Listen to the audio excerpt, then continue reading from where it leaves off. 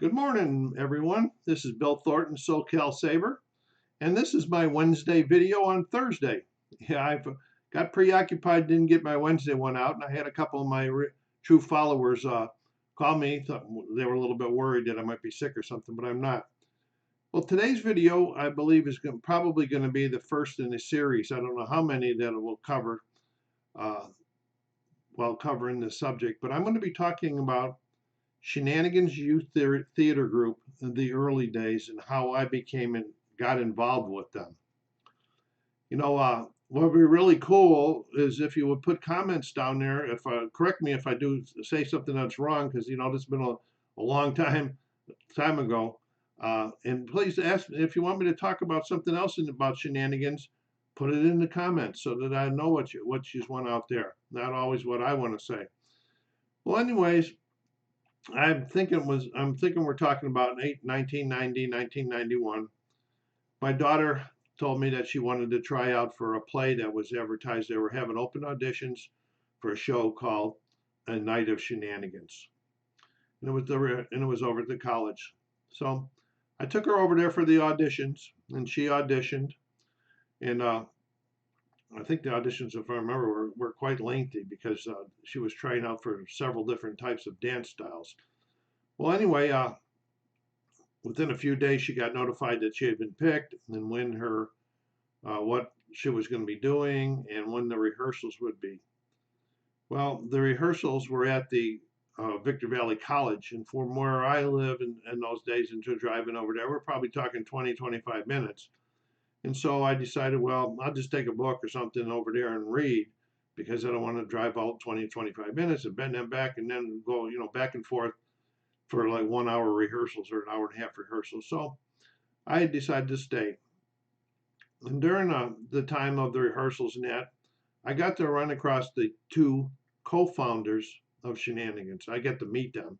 That was Billy Joe Richard and Lee DePosh. They had met through another show and they talked about a youth theater group for children in the high desert. And this was the beginning. They had not formed the company yet. Lee was in the process of forming the company, but it takes a lot of paperwork and so forth and that. And so that's how I met them, and through our conversations and everything. And then I helped them a little bit with ticketing during the first show because I was around so much. So that was about all I did. Then following that show, I was approached by Lee DePosh to become to sit as one of the original board members of the board of directors once the corporation was formed. And I agreed on that. He asked me, I said, why are you asking me? He says, well, through our talks, I understand your background now and your experience, and I think that should be a good fit. So there it was. I was one of the first board members. I don't remember who all they were, and if I mention one and forget another, I don't want to hurt anybody. So that show went on, and then after that, the next thing they asked me to be was the treasurer, one of the officers. So I agreed to be the treasurer. And so then, time was going on and time was going on. And then I remember meeting for a quick dinner in a little sit down restaurant with Lee DePosh and Tracy Creason when they asked me to be the producer for an upcoming show called How to Eat Like a Child. And I went, oh my goodness, what do I know about producing? And so they says, we will walk you through that. We learn, we think you're the right person for the job. So I became the producer of How to Eat Like a Child. And I did a lot of research and a lot of studying. What does a producer do? What are my responsibilities? And all those type of things. And learned a lot. And so I guess that was really my first involvement in the shenanigans in the entertainment side of the house. And those were the days where we didn't have a building or anything, and we were subject to the kindness of business owners and the local community, and places like Dixie Hart and High Stepper Studio would let us rehearse on the weekends in there with no rent there.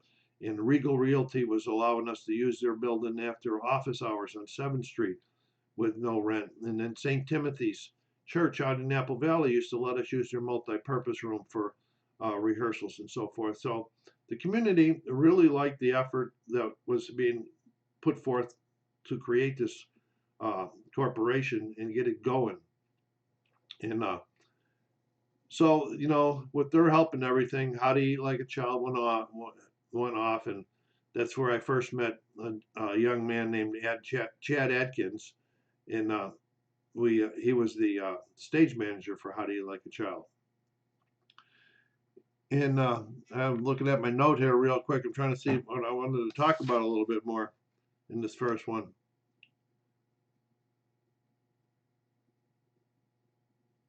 Yeah, as the days went on, another young lady joined Shenanigans, and her father, Bill Britton, became a tremendous asset to Shenanigans and to me. He, through his contacts, was able to make an agreement with the city to use one of the buildings next to the 8th Street Community Center and renovate it some so that we could rehearse there. And that became our very first rehearsal building, and it was called the Hot Spot.